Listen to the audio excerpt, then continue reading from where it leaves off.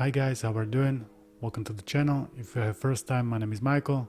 Today I would like to make a video about how to replace Psp Go screen if it's broken, or you can replace any other parts you want as long as you have as you can get the replacement part. So without any further ado, let's take a look.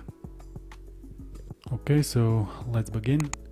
All I'm gonna use is this screwdriver, crosshead screwdriver, and this is the Psp Go. I'm gonna do it with.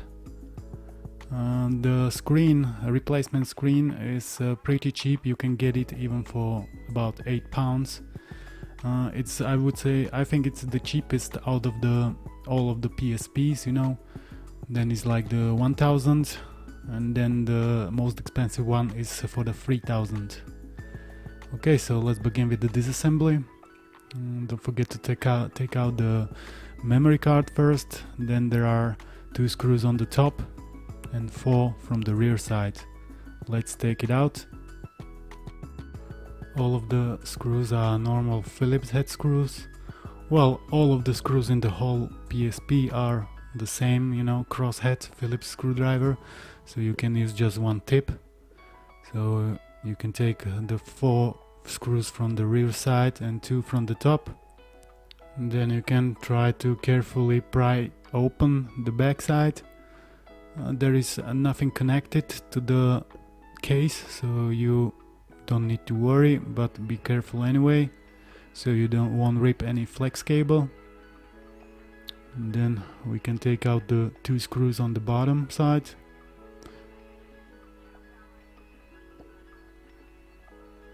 Then we can take out the flex cable from the shoulder buttons, from both of them, on the left side and the right side as well. Then we can remove the plastic cover from the bottom side, also from the top side, where are the buttons, volume buttons and the display button. Then we can remove another screws on the top. At each shoulder button there is the screw holding it on the plastic. Battery is smaller size, like 930 milliamp hours. And then you can carefully take the plastic cover from underneath the battery.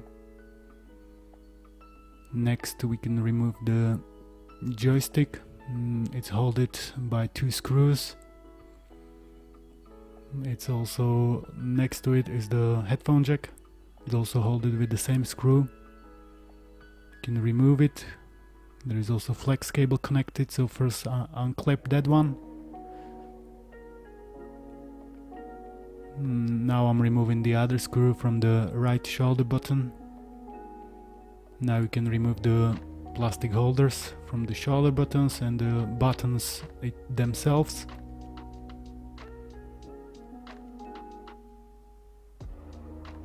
Don't forget to place it properly, you know, so you remember where it needs to go, or you can just watch the video and you will know where it needs to go.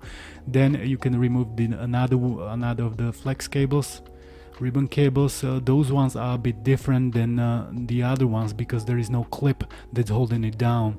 It's just stuck in there. And this one, yeah, that one from the start and select buttons, and from the volume buttons there is another one. Then we can lift the motherboard itself. Don't forget there is one more ribbon cable from the display, from the LCD holding it, so don't try to rip it or anything, just carefully lift it,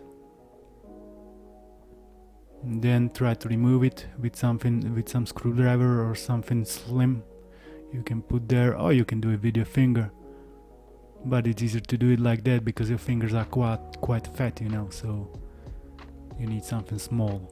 Then we can take a look at the motherboard itself. Pretty small. I like the Psp Go.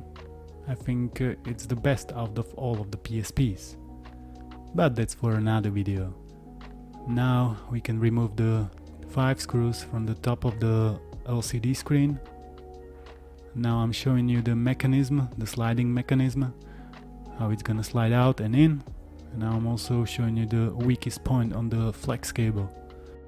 That's the first place where the flex cable is going to get damaged, you know, when you're gonna slide it out and in 1,000 times. So there is the place where it's gonna damage itself. But you can easily buy the flex cables for the LCD screen for the PSP Go. Not like for the Sony Xperia Play, but that's also for another video. Okay, so now I'm removing the 5 screws from the top of the LCD screen.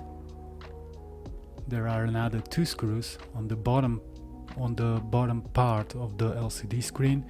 You can get into them just when you slide out the mechanism, as you can see how I'm doing it. Then you can carefully pry open the front panel, front case, and take it off. There isn't no ribbon cables, so you don't need to worry about that, but be careful anyway, so you're not gonna crack it or something.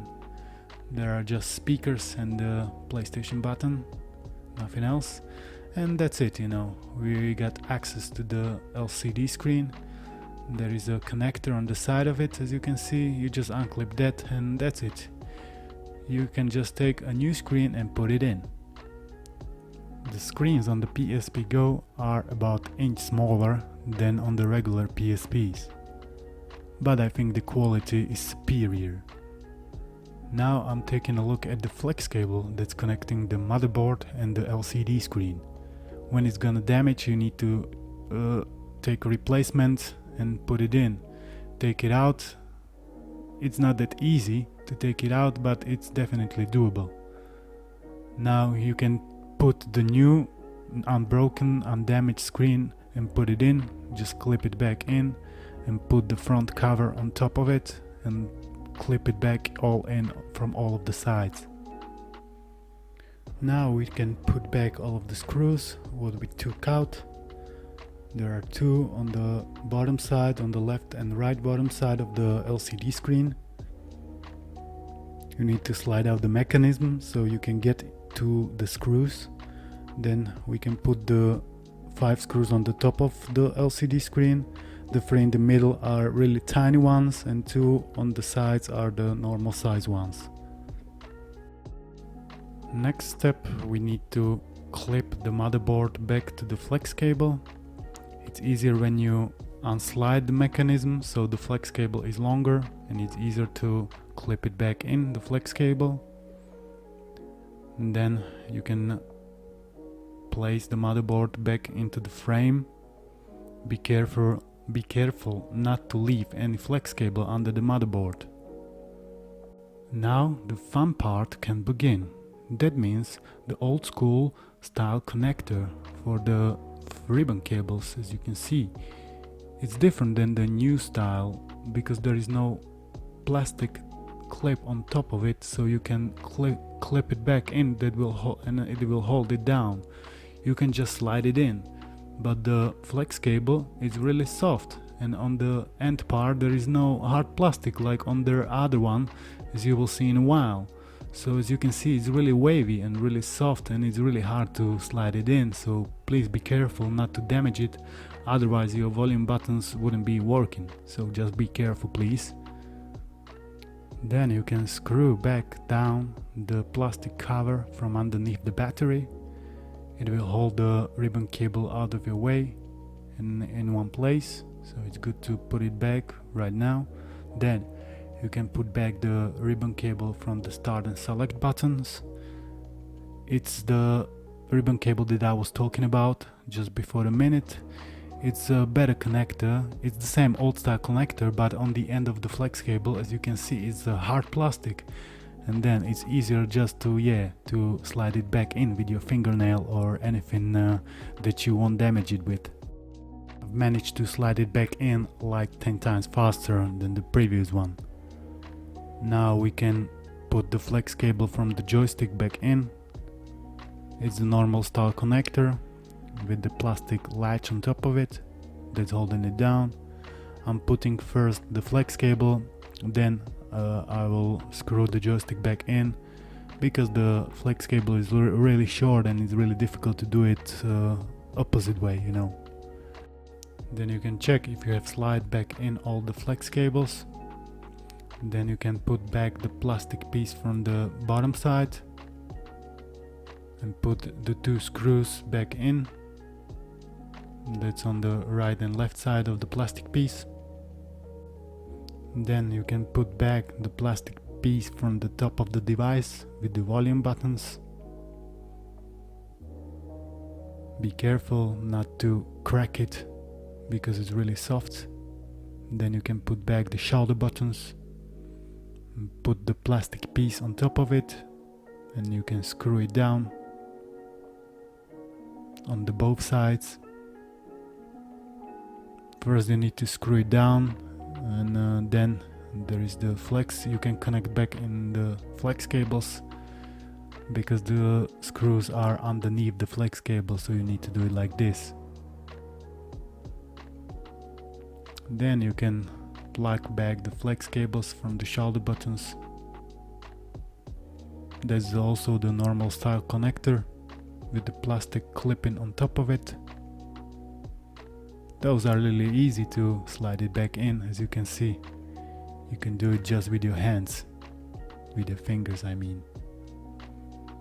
Then you can plug back in the battery and try to switch on the device to see if your mission was accomplished or if you messed it up and your Psp Go is non-working. But I hope that's not your case. As you can see, I've managed to do it.